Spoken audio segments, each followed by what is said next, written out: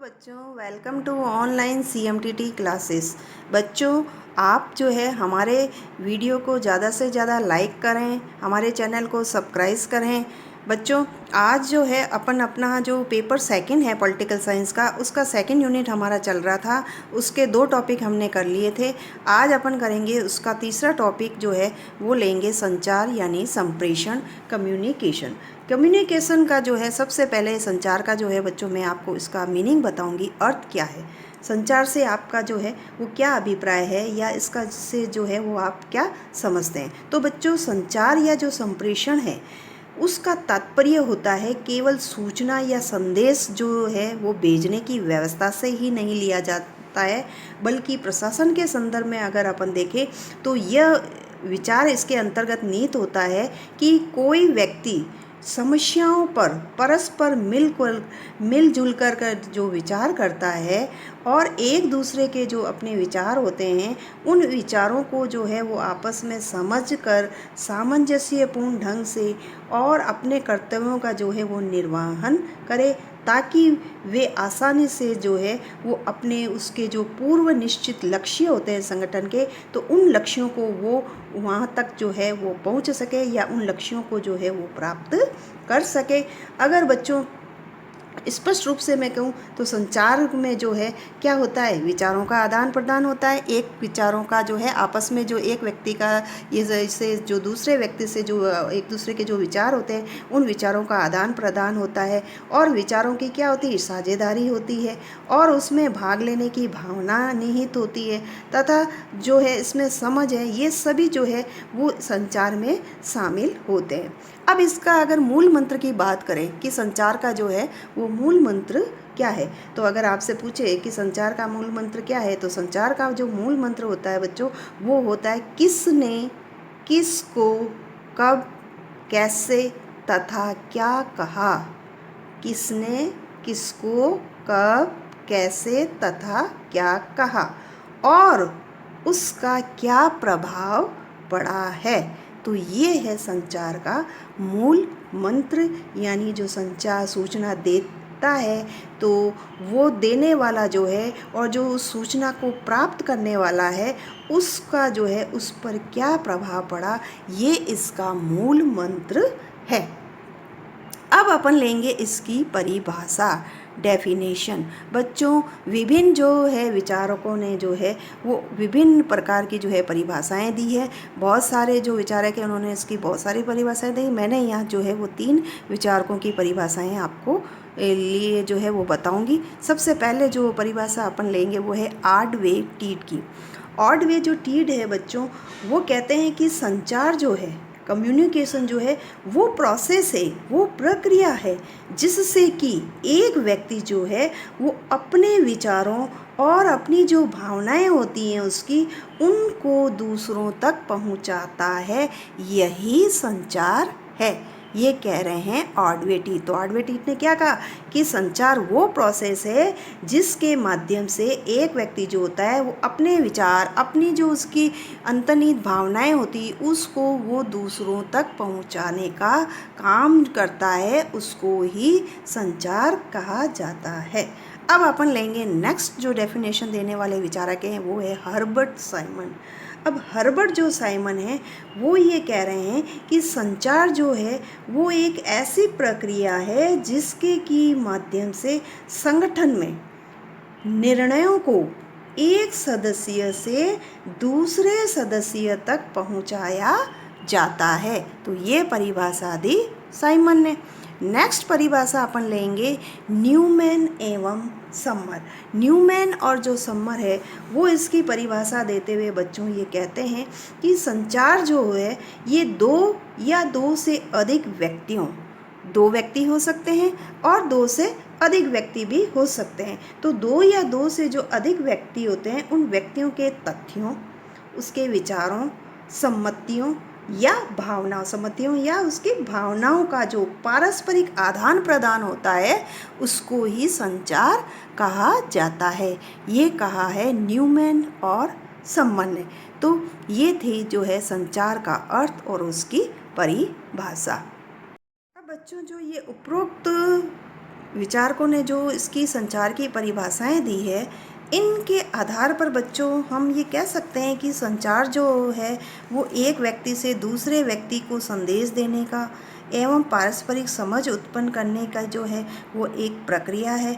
और यही प्रक्रिया जो है वो लिखित एवं मौखिक शब्दों के द्वारा जो है वो दिया जा सकता है, या जो है वो दूसरों को जो है वो लिखित रूप में और मौखिक रूप में जो है वो अपना संदेश जो है वो दे सकता है, या उसका जो है वो भेजा जाता है। यह जो संदेश होते हैं बच्चों, कई बार संकेतों के द्वारा, अपने जो है चेहरों के हाव भाव के द्वारा भी जो है वो आदान प्रदान किया जा सकता है। अब अपन लेंगे इसके प्रकार के, संचार के जो हैं वो प्रकार क्या हैं। बच्चों, संचार का जो पहला प्रकार है वो है उसका मौखिक और लिखित रूप। कि संचार का जो है सबसे पहला प्रकार होता है उसका मौखिक और लिखित रूप। मौखिक उच्चारण जो है, उस मौखिक उच्चारण जो होता है वो ही मौखिक संचार होता है। यानी मौखिक जो ओरल, जो अपन मुंह से जो बोला जाता है, जो कहा जाता है, वही मौखिक संचार कहलाता है। जबकि लिखित जो सूचना होती है वो लिखित संचार कहलाता है। यानी जो भी बात, जो भी सूचना लिख कर बताई जाती है, दी जाती है, जो है वो लिखित से जो है संचार कहलाता है। मौखिक संचार के जो है बच्चों, अगर कहें कि साधन कौन कौन से हैं, तो मौखिक संचार के प्रमुख जो साधन होते हैं वो होते हैं आमने सामने दिए गए आदेश। जैसा कोई साक्षात्कार होता है, कोई इंटरव्यू होता है, तो आमने और सामने बैठकर जो भी आदेश दिया जाता है या किसी भी समस्या पर जो विचार विमर्श किया जाता है, ऑर्डर दिया जाता है, तो वो होता है आमने सामने दिया गया आदेश। किसी रेडियो के द्वारा और संप्रेषण दिया जा सकता है, दूरभाष सम्मेलन करके, कॉन्फ्रेंस करके, और साक्षात्कार को इंटरव्यू करके जो है वो संदेश जो है वो अपन भेज सकते हैं। एसएमएस करके, ईमेल करके, किसी भी तरह से जो है वो संदेश जो है वो दिए जा सकते हैं। बच्चों, जो है वो लिखित संप्रेषण जो होते हैं उसका प्रमुख साधन क्या होता है? बुलेटिन, समाचार पत्रों के द्वारा, कोई संगठन पुस्तिकाएं जो होती हैं उसके द्वारा, और कोई कार्य विधि या पुस्तिकाएं जो होती उनके द्वारा जो है वो लिखित संदेश दिए जाते हैं। तो ये था इसका मौखिक और लिखित रूप। दूसरा प्रकार जो है वो है इसका औपचारिक और अनौपचारिक संचार। बच्चों, औपचारिक संचार का जो है उसका निर्माण व पोषण जो होता है उसमें जो है वो अनेक औपचारिक संवाद लिखित होते हैं। यानी औपचारिक संचार के निर्माण व उसके प्रेक्षण में जो है वो कई प्रकार के जो है संचार जो होते हैं या संवाद जो होते हैं वो लिखित होते हैं। अनौपचारिक संचार में जो है वो किसी भी प्रकार की औपचारिकता नहीं बरती जाती है। तीसरा जो है वो है इसका नीचे की ओर और ऊपर की ओर जो है समस्तरीय।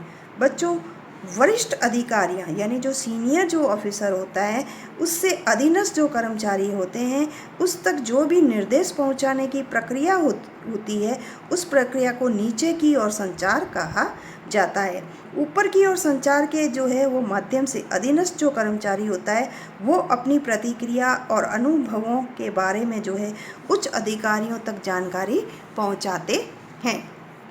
समस्तरीय जो संचार है उस संचार में जो है उस संगठन में एक ही स्तर के कर्मचारियों या अधिकारियों के बीच होता है। यानी समस्तरीय जो संचार होता है वो किसके बीच में होता है? संगठन में जो एक ही स्तर के, एक ही लेवल के जो कर्मचारी और अधिकारी होते हैं उन अधिकारियों के बीच में वो जो संचार होता है वो समस्तरीय संचार कहलाता है। तो ये थे संचार के प्रकार। अपन लेंगे संचार की विशेषताएं कि संचार की जो है क्या विशेषताएं होती है। बच्चों, संचार की अगर विशेषताएं के बारे में बात करें तो संचार के जो हैं वो दो ही पक्ष होते हैं।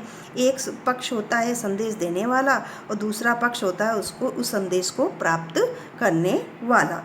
तो ये पहली इसकी विशेषता है। दूसरी विशेषता के बारे में अगर बात करें तो संचार में बच्चों विचारों का, भावनाओं का और तथ्यों का जो है वो पारस्परिक रूप से आदान प्रदान होता है। तो ये है इसकी दूसरी विशेषता। नेक्स्ट इसकी विशेषता ये है कि इसमें जो है शिष्टता और नम्रता का प्रयोग किया जाता है। संचार देने में, सूचना देने में जो है वो व्यक्ति जो होता है वो शिष्टतापूर्ण जो है अपना व्यवहार करता है, नम्रता के साथ जो है वो संदेश देता है। नेक्स्ट इसकी विशेषता के बारे में बात करें तो बच्चों संचार जो है वो अनुकूल वातावरण में ही दिया जाता है, यानी अनुकूल जैसा एटमॉस्फेयर होता है उसके फेवर में जो है तभी वो जो है वो संचार दिया जाता है। नेक्स्ट इसकी विशेषता, संचार में जो भी कहा जाता है वो जो है सूचना जो होती है वो स्पष्ट होती है, संक्षिप्त रूप में होती है और पूरी होती है। यानी संचार में जो भी कहा जाएगा, जो सूचना दी जाएगी वो स्पष्ट हो, संक्षिप्त हो और पूर्ण होनी चाहिए। पूरी बात उसमें जो है संपूर्ण जो है वो बात उसमें शॉर्ट में आ जानी चाहिए। नेक्स्ट इसकी विशेषता है कि संचार या संप्रेषण में जो है बच्चों प्राप्तकर्ता के स्वभाव तथा मानसिक और बौद्धिक स्थिति का भी ध्यान रखा जाता है। यानी जो संचार या जो सूचना हम किसी को दे रहे हैं दूसरे व्यक्ति को, तो उस व्यक्ति को जो है उसके स्वभाव का, उसके मानसिक स्तर का और उसकी जो बौद्धिक स्तर है उसको भी ध्यान में रखा जाता है। नेक्स्ट इसकी विशेषता है संचार का जो संप्रेषण होता है वो उपयुक्त माध्यम से ही किया जाता है।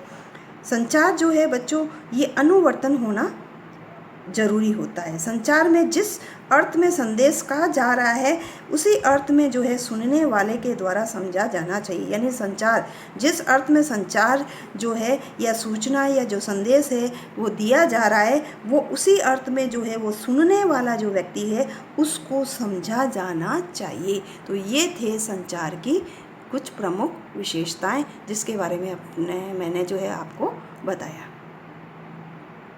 अपन लेंगे संचार का महत्व कि इसका जो है क्या इम्पोर्टेंस है, इसका जो है क्या महत्व है कि या संचार जो है क्यों महत्वपूर्ण है संगठन में। तो बच्चों संचार है उसी के कारण जो है उस संगठन में गतिशीलता आती है और एक जीवंत वातावरण इसके द्वारा बना रहता है संगठन में।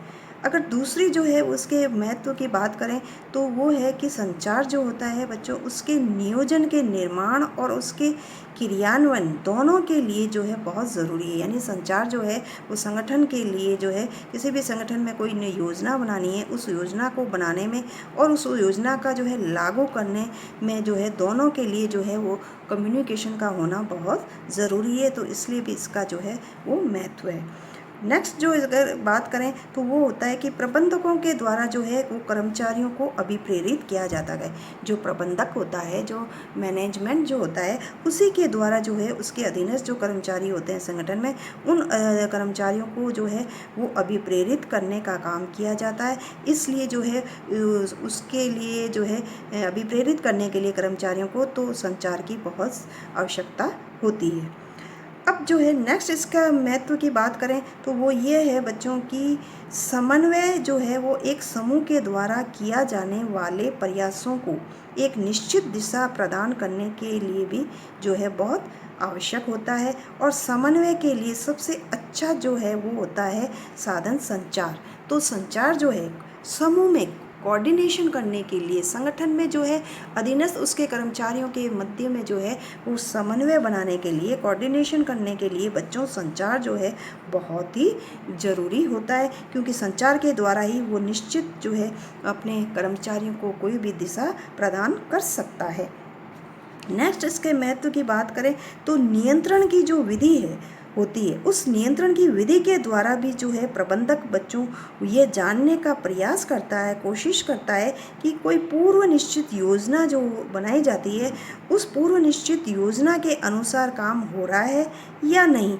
यह कार्य जो है ये बिना कुशल संचार प्रणाली के जो है असंभव होता है। तो इसलिए भी जो है इसका संचार का होना बहुत ज़रूरी है। नेक्स्ट इसके महत्व की बात करें तो वो यह है कि इसके अंतर्गत जो है संगठन के जो सही निर्णय हैं, संगठन में जो भी सही डिसीजन जो है वो लेने के लिए बच्चों प्रबंधक जो होता है उस प्रबंधक को सही समय पर सही और पर्याप्त जो सूचनाएं होती हैं उन सूचनाओं और तथ्यों और आंकड़ों का जो ज्ञान है वो प्राप्त करना उसके लिए बहुत ज़रूरी होता है। और ये सभी जो काम है वो बिना प्रभावी संचार प्रणाली के जो है वो संभव नहीं हो सकता। यानी जो संचार जो है बहुत ही ज़रूरी होता है बच्चों। नेक्स्ट इसके अगर जो है वो इम्पोर्टेंस की अगर अपन बात करते हैं तो वो ये होता है इसके इम्पोर्टेंस कि इसका जो है किसी भी संगठन की,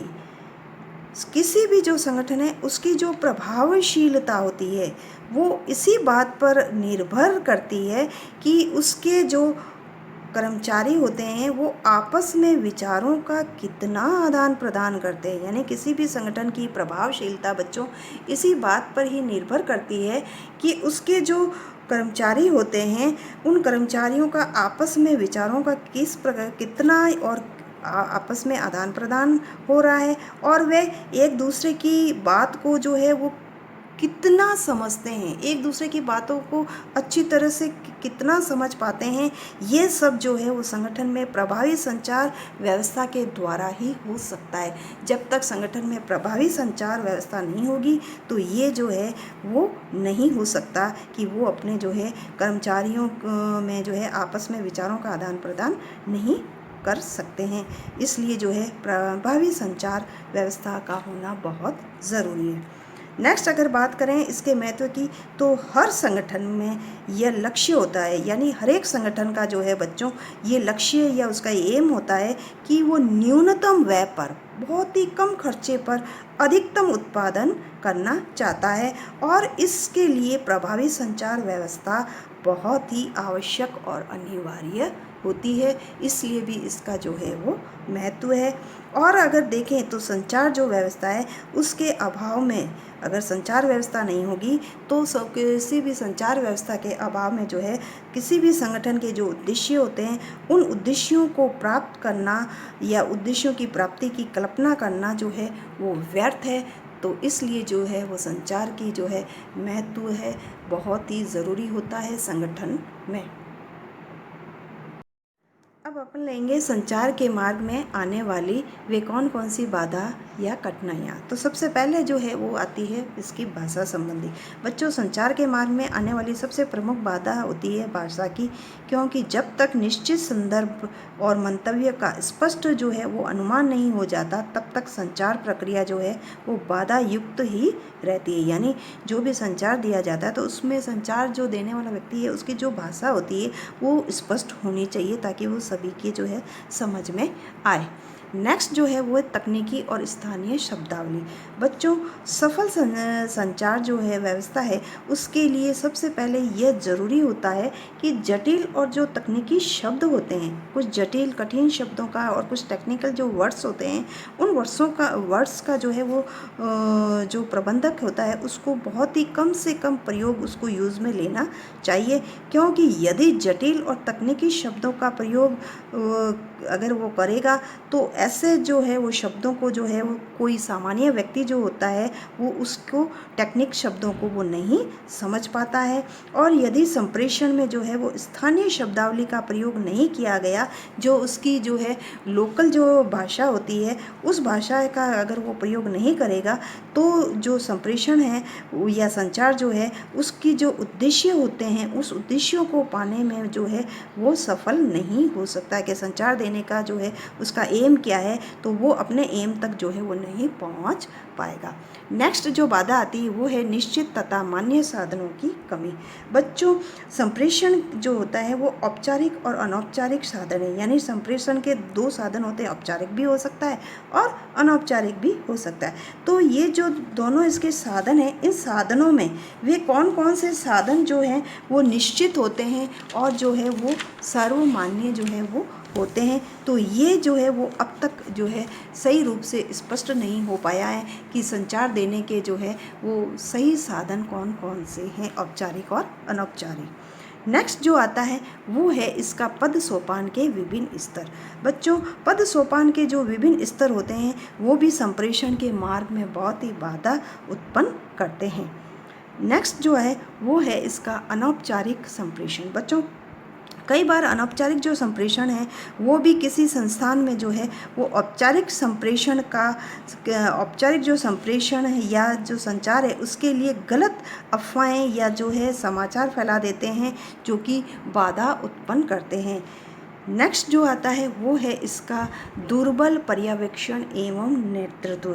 बच्चों संगठन में जो है यदि पर्यवेक्षण और नेतृत्व जो है उसकी प्रभावी व्यवस्था नहीं होगी, या मतलब पर्यवेक्षण जो है उसकी और नेतृत्व करने की अगर वो वहाँ प्रभावी व्यवस्था नहीं होगा, सिस्टम नहीं होगा, तो संप्रेषण के मार्ग में बाधा तो उत्पन्न हो ही जाएगी। क्यों? क्यों उत्पन्न होगी? क्योंकि स्वयं जो है वो उच्च अधिकारी जो है वो नियमों के अनुकूल आचरण नहीं कर पाते हैं, इस कारण भी जो है इसमें बाधा उत्पन्न होती है। नेक्स्ट लेंगे संगठन का आकार तथा स्थानों की दूरी। बच्चों, संगठन का जो आकार है वो भी संप्रेषण के सामान्य जो है उसके प्रवाह में ये जो है वो बाधा पहुंचाता है, क्योंकि बड़े पैमाने के जो संगठन होते हैं, बहुत बड़े जो संगठन होते हैं, उन संगठनों में कर्मचारियों की जो संख्या होती है वो भी बहुत ज़्यादा होती है, जिसके कारण संप्रेषण जो व्यवस्था है वो अधिक जो है वो प्रभावी नहीं रह पाती है, इस कारण भी जो है उसमें बाधा आती है। नेक्स्ट लेंगे संचार की अनिच्छा। बच्चों, संचार जो होता है उसमें कुछ प्रशासक जो होते हैं उसके कुछ जो प्रशासक होते हैं संगठन के, तो वो अपने अधीनस्थों के साथ जो होते हैं, कर्मचारियों के साथ, वो विचार विमर्श करना जो है वो ज़रूरी नहीं समझते, क्योंकि कुछ जो प्रशासक होगा, जो भी अधिकारी होगा, वो अपने अधीन काम करने वाले कर्मचारियों के साथ बातचीत करना, विचार विमर्श करना किसी समस्या पर ज़रूरी नहीं समझता है, और सामूहिक प्रयास को जो है वो व्यर्थ की बात कहता है कि क्यों मैं सबको जो है एकत्रित करूं और उसके साथ जो है ये विचार विमर्श करूं। तो इससे क्या होता है, वो नीचे की ओर संचार जो है उसको प्रोत्साहित नहीं करते हैं, और इससे क्या होता है, चापलूसी जो है वो बढ़ती है, और प्रशासन में जो है वो क्या आ जाती है, दुर्बलता आती है। तो ये जो है ये इसकी जो है बहुत ही बड़ी कमी है। नेक्स्ट जो है वो है व्यक्तिगत भिन्नता। बच्चों, हर एक संगठन में, प्रत्येक संगठन जो होगा उस संगठन में जो भी सभी व्यक्ति होंगे वो एक समान नहीं होते हैं, हर एक की जो है नेचर अलग होता है, क्योंकि उनकी जो है वो नेचर एक जैसा नहीं हो सकता है। उनमें जो है जाति, धर्म, संप्रदाय, रीति रिवाज, खान पान का, बोल चाल का आदि जो है उनमें अंतर जो है वो देखा जाता है, क्योंकि हर जो है अधिक उसमें जो व्यक्ति होता है वो विभिन्न जाति का होता है, धर्म संप्रदाय का होता है, और उनके रीति रिवाज, खान पान, बोल चाल की जो भाषा होती है वो अलग होती है। तो ये जो अंतर है वो उनकी मानसिक स्थिति में अंतर होना है जो होता है वो क्या है, स्वाभाविक अंतर होगा, क्योंकि व्यक्ति जो है वो संदेशों का अर्थ इन्हीं परिस्थितियों के परिप्रेक्ष्य में ही लगाते हैं, जिससे कि कई बार जो है उसके जो अर्थ होता है कहने का वो बदल जाता है। नेक्स्ट जो बाधा है वो है उसकी लास्ट, वैचारिक पृष्ठभूमि। बच्चों, संगठन में विभिन्न जो पदाधिकारी होते हैं, उन पदाधिकारियों के पद, उसकी प्रतिष्ठा और उसके सोचने की जो क्षमता होती है वो भी संप्रेषक के मार्ग में बहुत ही बाधा उत्पन्न करते हैं। तो ये हैं संचार के मार्ग में आने वाली कुछ जो है विभिन्न उसकी प्रमुख बाधाएं या उसकी कठिनाइयाँ। तो इस तरह से जो है हमारा संचार, कम्युनिकेशन का जो टॉपिक है वो पूरा हो गया।